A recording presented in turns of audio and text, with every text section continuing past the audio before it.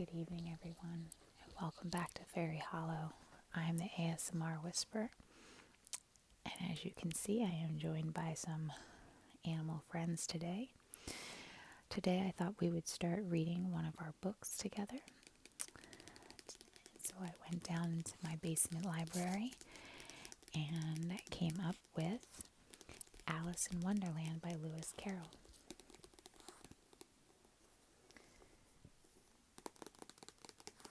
It's the paperback version.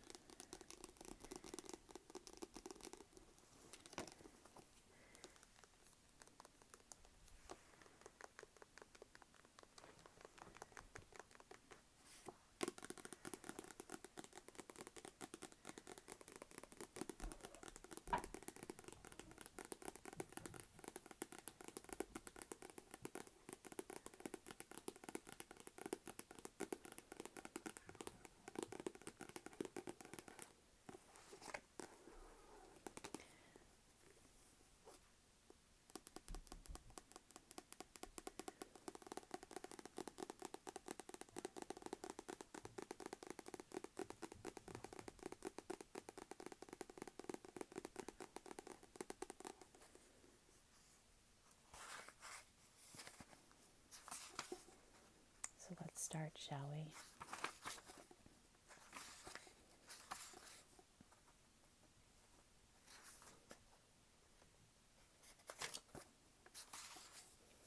Chapter 1.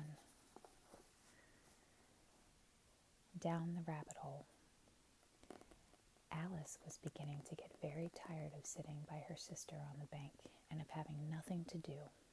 Once or twice she had peeked into the book her sister was reading, but it had no pictures or conversations in it. And what is the use of a book, thought Alice, without pictures or conversations?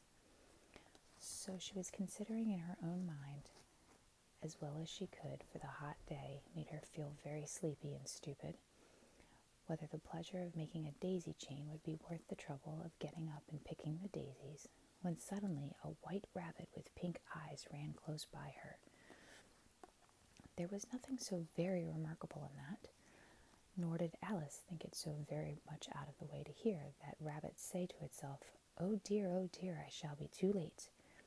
When she thought it over afterwards, it occurred to her that she ought to have wondered at this, but at the time it all seemed quite natural. But when the rabbit actually took a watch out of its waistcoat pocket and looked at it and then hurried on, Alice started to her feet, for it flashed across her mind that she had never before seen a rabbit with either a waistcoat pocket or a watch to take out of it, and burning with curiosity, she ran across the field after it, and was just in time to see it pop down a large rabbit hole under the hedge. In another moment down went Alice after it, never once considering how in the world she was to get out again. The rabbit hole went straight on like a tunnel for some way, and then dipped suddenly down, so suddenly that Alice had not a moment to think about stopping herself before she found herself falling down what seemed to be a very deep well. Either the well was very deep, or she fell very slowly, for she had plenty of time as she went down to look about her and to wonder what was going to happen next. First, she tried to look down and make out what she was coming to, but it was too dark to see anything. Then she looked at the sides of the well and noticed that they were filled with cupboards and bookshelves. Here and there she saw maps and pictures hung upon pegs. She took down a jar from one of the shelves as she passed. It was labeled orange marmalade, but to her great disappointment it was empty. She did not like to drop the jar for fear of killing someone underneath, so managed to put it into one of the cupboards as she fell past it. Well, thought Alice to herself, after such a fall as this, I shall think nothing of tumbling downstairs. How brave they'll all think me at home. Why, I wouldn't say anything about it, even if I fell off the top of the house, which was very likely true. Down, down, down. Would the fall never come to an end? I wonder how many miles I've fallen by this time, she said aloud. I must be getting somewhere near the center of the earth. Let me see, that would be 4,000 miles down, I think. for you see Alice had learned several things of the sort in her lessons in the schoolroom, and though this was not a very good opportunity for showing off her knowledge, as there was no one to listen to her, still it was good practice to say it over. Yes, that's about the right distance, but then I wonder what latitude or longitude I've got to. Alice had not the slightest idea what latitude was, or longitude either, but she thought they were nice grand words to say. Presently she began again. I wonder if I shall fall right through the earth. How funny! It'll seem to come out among the people that walk with their heads downwards. The antipathies, I think. She was rather glad there was no one listening this time, as it didn't sound at all the right word. But I shall have to ask them what the name of the country is, you know. Please, ma'am, is this New Zealand or Australia? And she tried to curtsy as she spoke. Fancy curtsying as you're falling through the air. Do you think you could manage it? And what an ignorant little girl she'll think me for asking. No, it'll never do to ask. Perhaps I shall see it written up somewhere. Down, down, down. There was nothing else to do, so Alice soon began talking again. Dinah'll miss me very much tonight, I should think. Dinah was the cat. I hope they'll remember her saucer of milk at tea time. Dinah, my dear, I wish you were down here with me. There are no mice in the air, I'm afraid, but you might catch a bat, and that's very like a mouse, you know. But do cats eat bats, I wonder?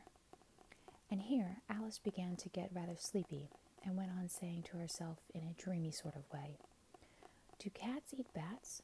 Do cats eat bats? And sometimes, do bats eat cats?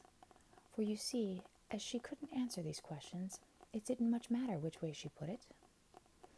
She felt that she was dozing off, and had just begun to dream that she was walking hand in hand with Dinah, and was saying to her very earnestly, Now, Dinah, tell me the truth, did you ever eat a bat? When suddenly, thump, thump, down she came upon a heap of sticks and dry leaves, and the fall was over. Alice was not a bit hurt, and she jumped up on to her feet in a moment. She looked up, but it was all dark overhead. Before her was another long passage, and the white rabbit was still in sight, hurrying down it. There was not a moment to be lost. Away went Alice like the wind, and was just in time to hear it say as it turned a corner, Oh, my ears and whiskers, how late it's getting. She was close behind it when she turned the corner, but the rabbit was no longer to be seen. She found herself in a long, low hall, which was lit up by a row of lamps hanging from the roof. There were doors all around the hall, but they were all locked, and when Alice had been all the way down one side and up the other, trying every door, she walked sadly down the middle, wondering how she was ever going to get out again. Suddenly she came upon a little three-legged table, all made of solid glass. There was nothing on it but a tiny golden key, and Alice's first idea was that this might belong to one of the doors of the hall. But alas, either the locks were too large, or the key was too small. But at any rate, it would not open any of them. However, on the second time round, she came upon a low curtain she had not noticed before, and behind it was a little door about 15 inches high. She tried the little golden key in the lock, and to her great delight it fit. Alice opened the door and found that it led into a small passage, not much larger than a rat hole. She knelt down and looked along the passage into the loveliest garden you ever saw. How she longed to get out of that dark hall and wander about among those beds of bright flowers and those cool fountains. But she could not even get her head through the doorway. And even if my head would go through, thought poor Alice, it would be of such very little use without my shoulders. Oh, how I wish I could shut up like a telescope. I think I could, if only I knew how to begin. For you see, so many out-of-the-way things had happened lately that Alice had begun to think that very few things indeed were really impossible. There seemed to be no use in waiting by the little door, so she went back to the table, half hoping she might find another key on it, or at any rate a book of rules for shutting people up like telescopes. This time she found a little bottle on it, which certainly was not here before, said Alice, and tied around the neck of the bottle was a paper label with the words, "Drink me," beautifully printed on it in large letters. It was all very well to say, "Drink me," but the wise little Alice was not going to do that in a hurry. "No, I'll look first," she said, "and see whether it's marked poison or not." For she had read several nice little stories about children who had got burnt and eaten up by wild beasts, and other unpleasant things, all because they would not remember the simple rules their friends had taught them, such as that a red-hot poker will burn you if you hold it too long, and that if you cut your finger very deeply with a knife, it usually bleeds. And she had never forgotten that if you drink much from a bottle marked poison, it is almost certain to disagree with you sooner or later. However, this bottle was not marked poison, so Alice ventured to taste it, and finding it very nice, it had in fact a sort of mixed flavor of cherry tart, custard, pineapple, roast turkey, toffee, and hot buttered toast. She very soon finished it off. "What a curious feeling," said Alice. "I must be shutting up like a telescope." And so it was indeed. She was now only 10 inches high, and her face brightened up at the thought that she was now the right size to go through the little door into that lovely garden. First, however, she waited for a few minutes to see if she was going to shrink any further. She felt a little nervous about this, for it might end, you know, said Alice to herself, in my going out altogether, like a candle. I wonder what I should be like then. And she tried to fancy what the flame of a candle looks like after the candle is blown out, for she could not remember ever having seen such a thing. After a while, finding that nothing more happened, she decided on going into the garden at once. But alas, for poor Alice, when she got to the door, she found she had forgotten the little golden key, and when she went back to the table for it, she found she could not possibly reach it. She could see it quite plainly through the glass, and she tried her best to climb up one of the legs of the table, but it was too slippery. And when she had tired herself out with trying, the poor little thing sat down and cried. "Come, there's no use in crying like that," said Alice to herself rather sharply. "I advise you to leave off this minute." She generally gave herself very good advice, though she felt very seldom followed it, and sometimes she scolded herself so severely as to bring tears into her eyes. And once she remembered trying to box her own ears for having cheated herself in a game of croquet she was playing against herself. For this curious child was very fond of pretending to be two people. But it's no use now, thought poor Alice, to pretend to be two people. Why, there's hardly enough of me left to make one respectable person. Soon her eye fell on a little glass box that was lying under the table.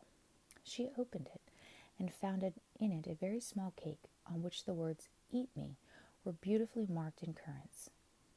"Well, I'll eat it," said Alice, "and if it makes me grow larger, I can reach the key, and if it makes me grow smaller, I can creep under the door. So either way, I'll get into the garden, and I don't care what happens." She ate a little bit and said anxiously to herself, "Which way, which way?" holding her hand on the top of her head to feel which way it was growing. And she was quite surprised to find that she remained the same size. To be sure, this is what generally happens when one eats cake, but Alice had got so much into the way of expecting nothing but out-of-the-way things to happen that it seemed quite dull and stupid for life to go on in the common way. So she set to work and very soon finished off the cake. And that, my friends, is Chapter 1. Tomorrow we will pick up Chapter 2. I hope you all have a lovely evening. Thank you for visiting me in the Fairy Hollow. I am the ASMR Whispering Fairy. Fly safe.